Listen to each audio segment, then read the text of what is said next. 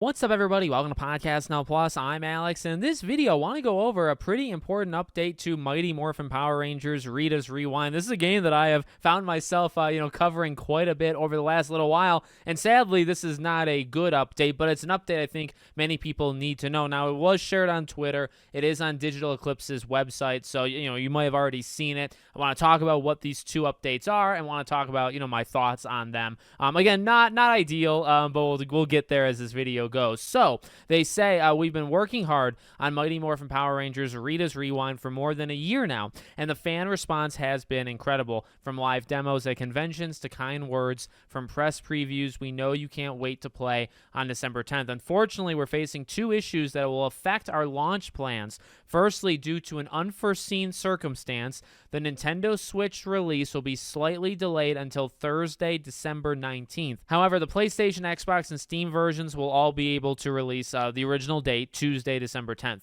Secondly, due to technical issues that are simply taking more time to sort out than we'd hoped, online play will support 2 players on PlayStation and Steam and will not be enabled for the Xbox and Switch versions at launch. The good news is we expect to have 2-player online play for those platforms available within a few weeks, followed by support for additional players for all versions soon after. Also, offline play won't be affected. Rita's Rewind remains fully playable with friends and family in couch co-op mode. And so, number one, actually, the first sentence or first paragraph, pretty interesting in the fact that they've only been working on this for a year. Now, I don't really think that's a huge deal. I think for a game on this scope, it doesn't seem like it's a game that's, taken 3, 4, 5 years to be made. I did think it was longer than that, so that's just an interesting, I guess, fact to know about it. And then as for the issues, so here's what I'll say. The Switch thing, I mean, they don't give reasons for any of these things, right? So we don't know necessarily who to blame or, whose fault it is, anything like that. The Switch version being delayed 9 days, I don't think is a huge deal. It still comes out right before Christmas, right, on the Switch, the last possible second before Christmas, and only 9 days after, the launch everywhere.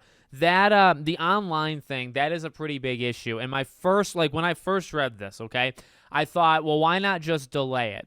I'll walk you through, I think, the only explanation I can think of for why they wouldn't delay the game, and it is Christmas and it's the end of the year.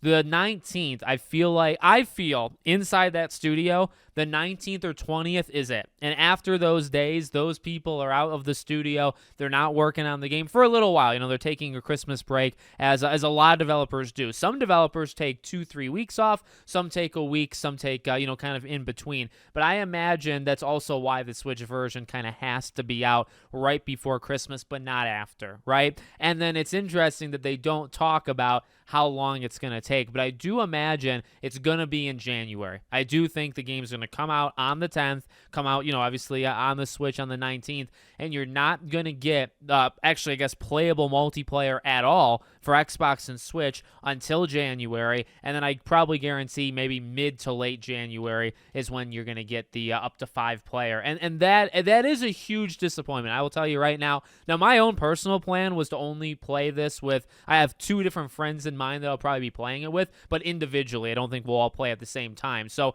I was never honestly going to play the game with more than 2 people, but the game is being billed as a 5-player game.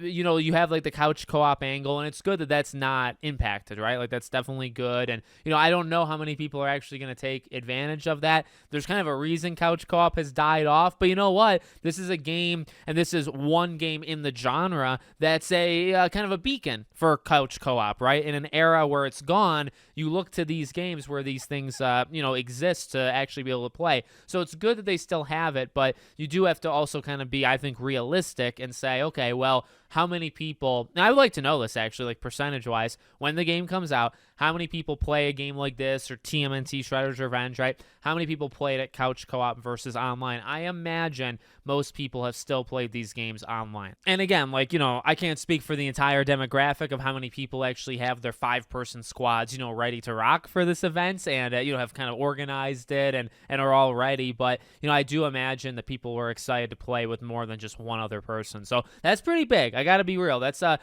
fundamental part of the game, right? Because, yeah, couch co-op, and you can play with those up to 5. But, if you're reviewing the game or you're just playing the game, the first couple days, and you're getting your opinion of the game, you're not getting the full thing out of it, because you're only playing 2/5 of like I don't want to say the entirety of the game, because you can obviously play through the whole game, but in terms of how many people you can actually have on screen and playing with you, and that communication, that fun factor, right? It's billed as like up to 5. Yes, granted, how many people actually go all the way up there, but you would think like 3, 3 or 4 people. I don't know how many people I don't know what the split is between like 2, 3, 4, 5. So not ideal. Again, I would have kind of preferred a delay actually at this point, but I imagine they need the game out, still before Christmas to try to ride that wave. I imagine it's got to do with that, holidays and all that stuff, and because that takes time. If you delay the game is probably not coming out until like mid-January, and you miss a pretty significant, like